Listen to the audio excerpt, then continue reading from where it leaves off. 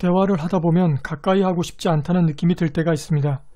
그 사람의 태도도 문제지만 대화의 형태로 인해 이런 느낌을 받는 경우가 있습니다. 오늘은 상대를 멀어지게 만드는 3가지 대화 유형에 대해 알아볼까 합니다. 1. 하고 싶은 말을 불쑥 꺼낸다. 그런데 있잖아 하면서 하고 싶은 말을 불쑥 꺼내는 분들이 있습니다. 상대방의 말을 끊고 대화의 방향을 바꿔버립니다. 때론 상대방의 말을 다 들어보지도 않고 그건 이래 라며 자기 말로 결론 내려버리기도 합니다. 이런 대화법은 상대방을 무안하게 만듭니다. 개인에 따라서는 무시로 받아들이거나 여러 사람 앞에서 바보가 되었다는 분노까지 느낄 수 있습니다. 상대방이 이런 예의 없는 대화를 한다면 잠깐 내 말이 안 끝났는데 내가 말하고 있잖아. 너 왜 말을 끊니? 등의 말로 제지하는 것이 좋습니다. 그런데 사실 이런 친구가 더 나을지도 모릅니다.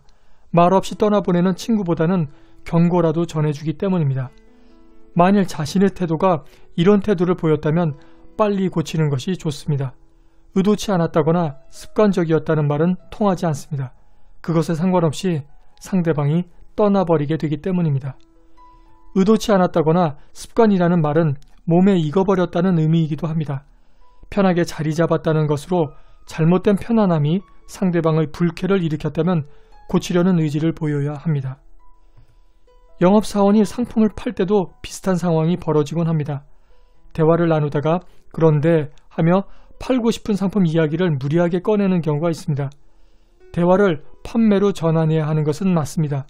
상대방도 영업사원이 상품을 팔기 위해 왔다는 사실을 알기에 당연하다고 생각합니다. 하지만 그런데 하며 상대방의 말을 끊고 상품에 대해 설명하려 들면 왠지 모를 어색함이 생기곤 합니다. 잘 얘기하다가도 얼어버리거나 팔아야 한다는 생각이 앞서 상대방의 마음을 체크하지 못하는 경우가 생깁니다. 영업시 상대방이 편안한 이야기를 중심으로 풀어가야 안정이 된다고 합니다. 즉 상대방이 아는 이야기, 관심을 중심으로 풀어나가는 것이 좋습니다. 그래야 영업사원에 대한 경계가 낮아지고 신뢰가 생겨 상품 구매 확률을 높일 수 있습니다. 그런데 여기서 놓치는 것이 있습니다. 문제는 상대방의 감정을 상하게 하면서 대화의 방향을 바꾸는 것입니다. 대화 중 끼어드는 그런데라는 표현이 상대의 감정을 나쁘게 만들 수 있다는 점입니다. 그런데라는 말은 상대방의 말을 끊을 때 사용되곤 합니다. 대화의 흐름을 바꿉니다. 대화의 주도권을 상대방에게서 내게로 가져옵니다. 앞서 친구와의 대화에서 이런 대화법은 친구를 떠나가게 한다고 말씀드렸습니다. 무시를 느끼고 분노를 일으키기 때문입니다. 바이어도 이런 기분을 느낄 위험이 있습니다.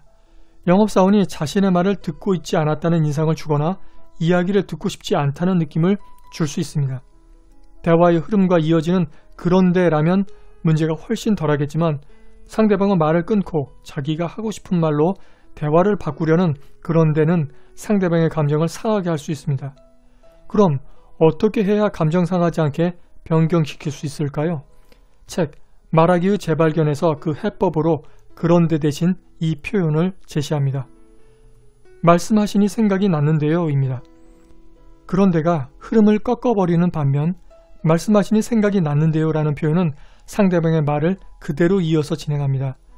그런데가 상대방의 말에 관심이 없다는 느낌을 줄 수 있지만 말씀하시니 생각났는데요는 상대방의 말을 경청하고 있었다는 느낌을 줍니다.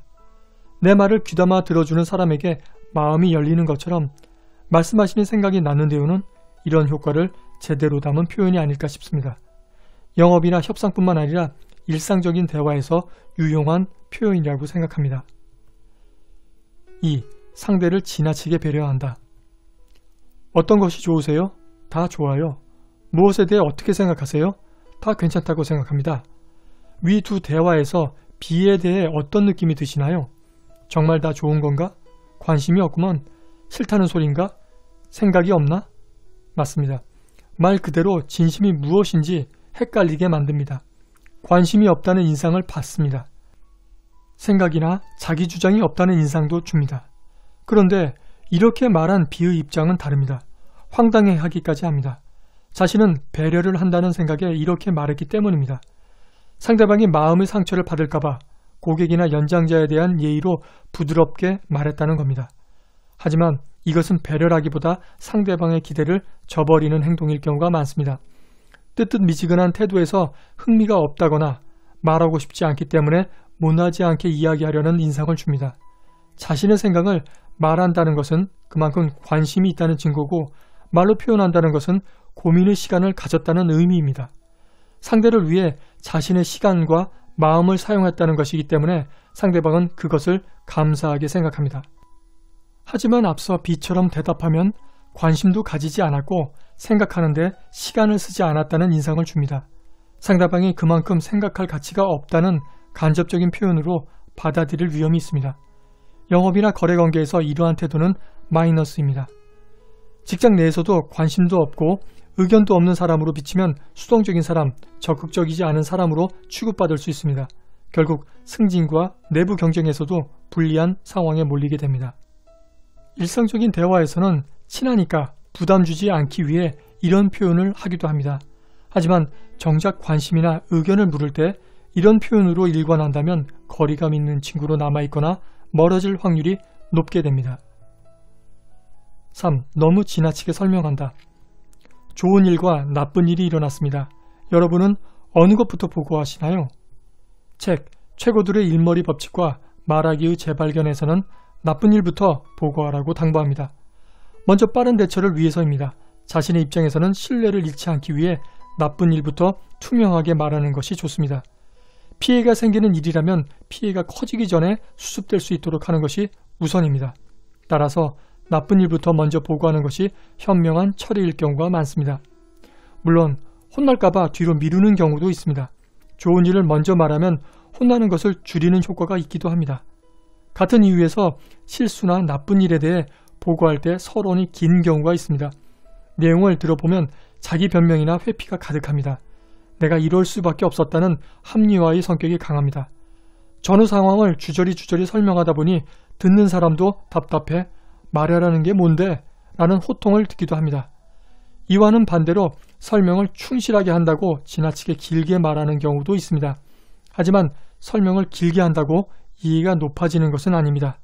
괜히 길게 설명하느라 자신은 물론 상대방의 시간도 빼서 짜증을 일으킬 수 있습니다. 상세하게 보고하는 경우라면 말 안 하는 게 뭔데? 라는 호통이 또 터집니다. 이해를 높이려면 어려운 것을 쉽게, 긴 것을 짧게 설명하는 것이 효과적입니다. 이때 효과적인 해법으로 책 말하기의 재발견은 결론부터 간결하게 말하라고 조언합니다. 상사가 빨리 판단할 수 있도록 결과부터 말하고 이후에 간략한 이유와 배경을 설명하면 됩니다. 자세한 설명이 필요한 경우도 있지만 회사나 일상생활에서 너무 지나치게 긴 설명을 하는 사람은 가까이 두고 싶은 마음이 달아납니다. 오늘은 상대를 멀어지게 만드는 3가지 대화 유형과 제 생각을 말씀드렸습니다. 상황에 맞춰 적절하게 사용하시어 원만한 관계와 경쟁력 향상에 도움이 되셨으면 하는 바람입니다. 감사합니다.